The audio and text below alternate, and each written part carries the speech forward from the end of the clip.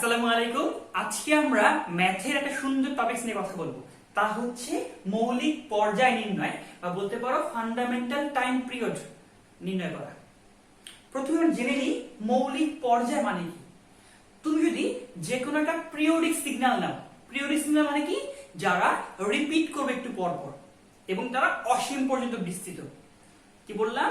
Periodic signal হওয়ার শর্ত দুইটা, এক হচ্ছে এরা অবশ্যই অসীম পর্যন্ত বিস্তৃত এবং এরা একটা টাইম পর পর রিপিট করবে।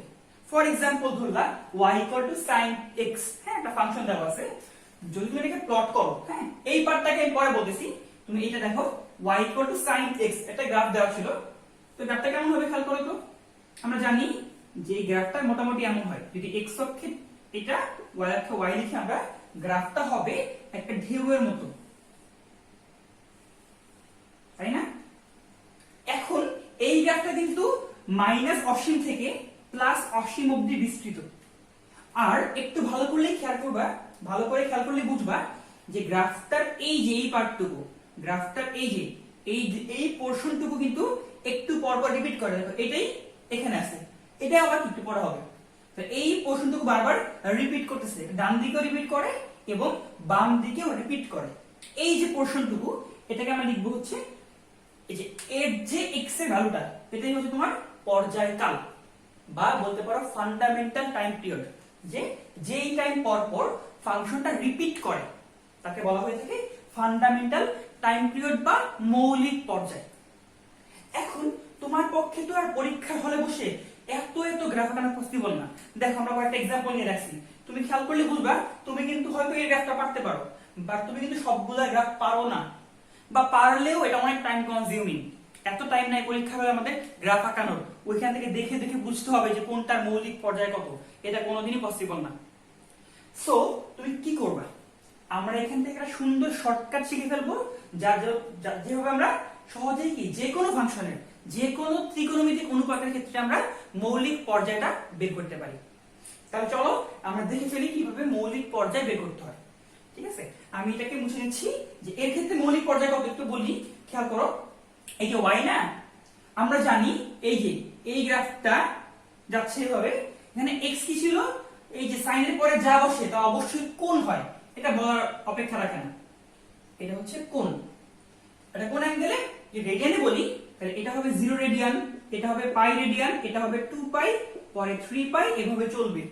আর বুঝতেই পারতেছো এই গ্রাফটা sin x গ্রাফটা রিপিট করতেছে এই যে 2 পাই পর পর। দ্যাটস ওয়াই কে বলা হয় এর মৌলিক পর্যায় হচ্ছে 2 পাই। দ্যাটস ওয়াই আপনার sin x এর ক্ষেত্রে মৌলিক পর্যায় হচ্ছে 2 পাই।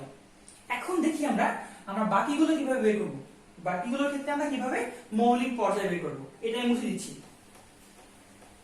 এবার দেখো আমরা যদি একটা কমন ফর্ম দা করাই, দেখবা তোমাদের এই যে এই ফাংশনগুলো একটা কমন প্যাটার্ন ফলো করবে। তা হচ্ছে y একটা ভ্যালু ইনটু ত্রিকোণমিতিক অনুপাত। এর মধ্যে কি হতে পারে, sin cos tan cot sec cosec, তাই না? ওই ছয়টা, এদের একটা পাওয়ার থাকবে, পাওয়ার থাকতেও পারে না থাকলে পাওয়ার 1। আর ভিতরে হচ্ছে এই যে যেটা সহগ, মানে এটা ইন্ডিপেন্ডেন্ট ভ্যালু বা ইন্ডিপেন্ডেন্ট ভেরিয়েবল, এর সহগ আলফা, আলফা x প্লাস বি, একটা শেপ থাকলো। হ্যাঁ, যদি এমন থাকে এর ক্ষেত্রে মৌলিক পর্যায় নির্ণয় সূত্র খুবই সহজ। একটু জাস্ট খেয়াল করো, একটু ভালো করে খেয়াল করি। দেখো এই পার্টটা মোস্ট ইম্পর্টেন্ট। মৌলিক পর্যায়ে যদি এই ত্রিকোণমিতিক অনুপাতগুলো sin cos sec cosec হয়, tan আর cot না কিন্তু, হ্যাঁ, sin cos sec এবং cosec হয়, এদের ক্ষেত্রে যদি পাওয়ার হয় জোড়, যদি পাওয়ার থাকে জোড়, এই জোড় পাওয়ারের জন্য তোমার মৌলিক পর্যায় হবে, জোড় পাওয়ারের জন্য মৌলিক পর্যায় হবে পাই ডিভাইডেড বাই এই যে কোনটা না, এই যে সহগটা, বা বলতে পারো স্বাধীন চলকের সহগ, তা হচ্ছে আলফা, এর ধনাত্মক মান। এটাই হচ্ছে তোমার সূত্র। কি বললাম, মৌলিক পর্যায় হবে পাই বাই সহগ, পাই বাই চলকের সহগ, চলকের সহগ। যদি n থাকতো বিজোড়, যদি n থাকতো বিজোড়, এটা ধরো 1 3 5 2021 সামথিং, n যদি বিজোড় হয় সেই ক্ষেত্রে মৌলিক পর্যায় হবে 2 পাই বাই x এর সহগ। 2 পাই বাই x বলো, কিংবা তুমি একে বলতে পারো যে ইন্ডিপেন্ডেন্ট ভ্যালু, যেটা ইন্ডিপেন্ডেন্ট ভেরিয়েবল, তার সহগ। তাহলে 2 পাই বাই সহগ। আর ইন কেস অফ tan আর cot ওই ক্ষেত্রে n যাই হোক না কেন, জোড় হোক কিংবা বেজোড় হোক, সব ক্ষেত্রে t হবে পাই বাই সহগ। আমরা এই যে তিনটা ব্যাপার, এই তিনটাকে জাস্ট মাথায় রাখবো।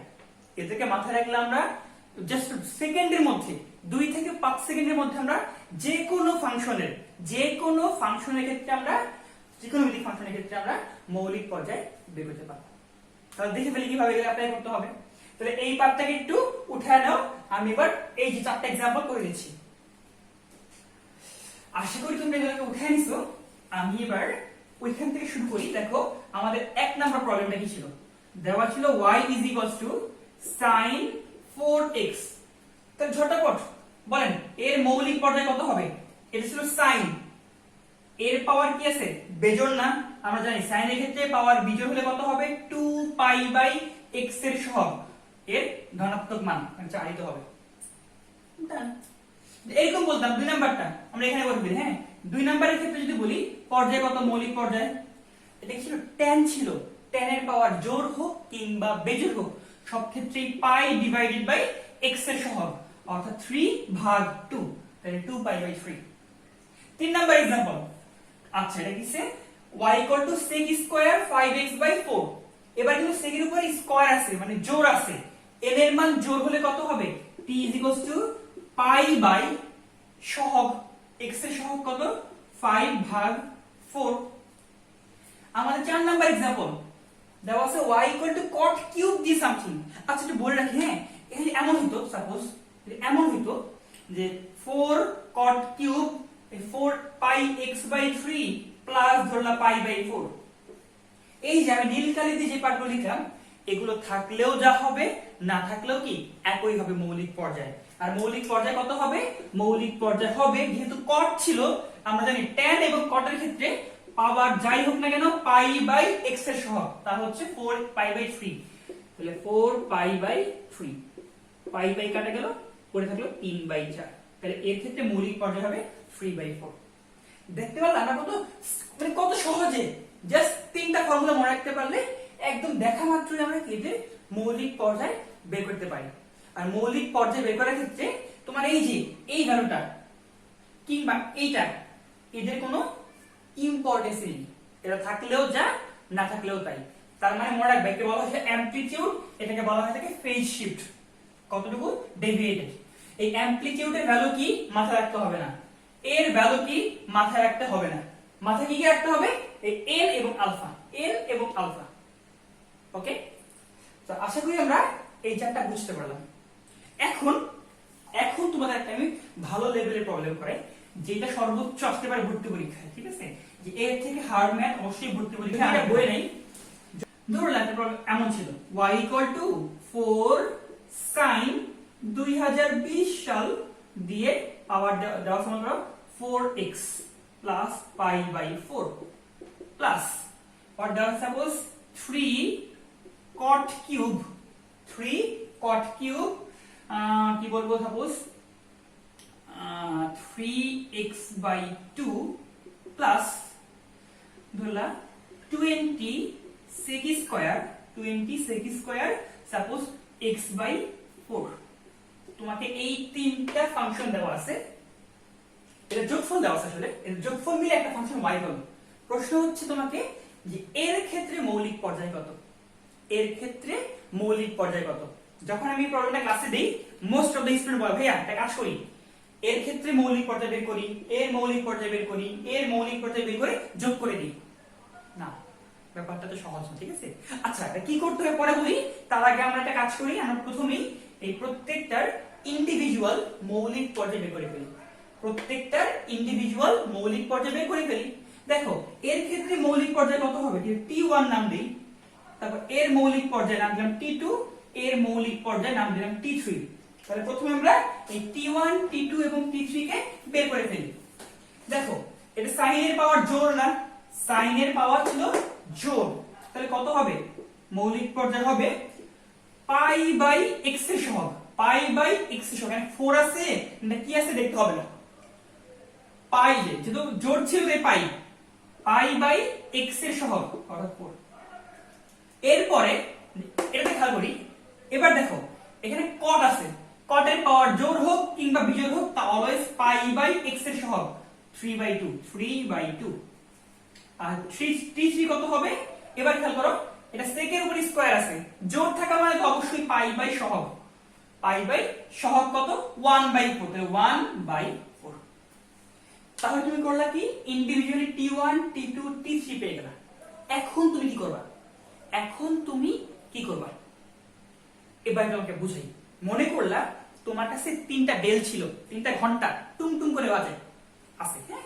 সাপোজ একটা ঘন্টা বাজে হচ্ছে 3 সেকেন্ড পর্যায়কাল নিয়ে। সাপোজ প্রথম ঘন্টার ক্ষেত্রে পর্যায়কাল 3 সেকেন্ড, সেকেন্ড ঘন্টার ক্ষেত্রে পর্যায়কাল 4 সেকেন্ড, আর সাপোজ থার্ড ঘন্টা এর ক্ষেত্রে পর্যায়কাল হচ্ছে 6 সেকেন্ড। প্রশ্ন হচ্ছে ভাইয়া এরা কত, মনে করলে এরা কি শুরু করলে একবারে, তাহলে এরা কতক্ষণ পর আবার একবার শুরু করবে? মানে প্রথমে তারা কি একবারে বাজালাম, তারা বাজতেছে, কখন তারা আবার একবারে বাজবে? একটু না গুনি তো, দেখো যেটার পর্যায়কাল 3 সেকেন্ড সেটা কি হবে? 3 সেকেন্ডে বাজবে, 6 সেকেন্ডে বাজবে, 9 সেকেন্ডে বাজবে, 12 সেকেন্ডে বাজবে, 15 সেকেন্ড এন্ড সো অন। যার পর্যায়কাল 4 সেকেন্ড সে বাজবে হচ্ছে 4 সেকেন্ড পরে, 8 সেকেন্ড পরে, 12 সেকেন্ড পরে, 16 সেকেন্ড পরে এন্ড সো অন। যার পর্যায়কাল হচ্ছে 6 সেকেন্ড, সে বাজবে হচ্ছে 6 সেকেন্ড পরে, 12 সেকেন্ড পরে, 18 সেকেন্ড পরে এন্ড সো অন। একটু খেয়াল করলেই বুঝবা তারা প্রত্যেকে কিন্তু 12 সেকেন্ডের সময় বাজছিল। আর এই 12 কি ছিল? একটু বুদ্ধি করলে তাকালে বুঝবা এই 12 ছিল এই 3, 4 এবং 6 এর লসাগু বা এলসিএম। আমরা জানি যে এই প্রত্যেকটার লসাগু যা হবে তাই হচ্ছে কি এদের ওভারঅল পর্যায়কাল। তার মানে হচ্ছে তোমার কাজ হবে কি তুমি তিনটার ক্ষেত্রে জাস্ট লসাগু বের করবা। এখন ভাইয়া আমি তো ভাইয়া পারি না, তাই না? লসাগু বের করতে পারি না, পারেন? বলেন ভগ্নাংশের ক্ষেত্রে লসাগু বের করে, ভগ্নাংশের ক্ষেত্রে লসাগু কিভাবে বের করে? যদি না পারো তোমাদের তো ক্লাস 5 বা 6 এ নামা দেওয়া উচিত। মনে রাখবো ভগ্নাংশের ক্ষেত্রে লসাগু এটা হচ্ছে এভাবে লল ডিভাইডেড বাই হগ। কি বললাম? লল ডিভাইডেড বাই হগ, লবের লসাগু ডিভাইডেড বাই হরের গসাগু। এটা হচ্ছে ভগ্নাংশের লসাগু নির্ণয় সূত্র, লবের লসাগু বাই হরের গসাগু। খেয়াল করতে হবে, তাহলে এই তিনটার মিলে যদি ওভারঅল পর্যায়কাল টি হয় তা হবে এই যে লবের লসাগু। বলো তো আপনাকে পাই, 2 পাই, 4 পাই, এই তিনটার লসাগু কত? তো সহজ, বুঝতেই পারছো 4 পাই। আর যদি বলি 4, 3, 1 গসাগু কত? 1 না? এটা আমরা জানি তাই না? তাহলে ওভারঅল কত আসবে? পর্যায়কাল আসতেছে 4 পাই। তার মানে 4 পাই সেকেন্ড পরে এরা প্রত্যেকই রিপিট করবে। সো এই হচ্ছে তোমার প্রবলেমটা। তাহলে আশা করি আমরা এই যে এভাবে আগালে দেখবে তুমি মৌলিক পর্যায় নির্ণয়ে কোনো একটা অঙ্ক না পারবা এরকম থাকবে না। তাহলে আশা করি ক্লাসটা ভালো লাগবে সবার। ধন্যবাদ সবাইকে।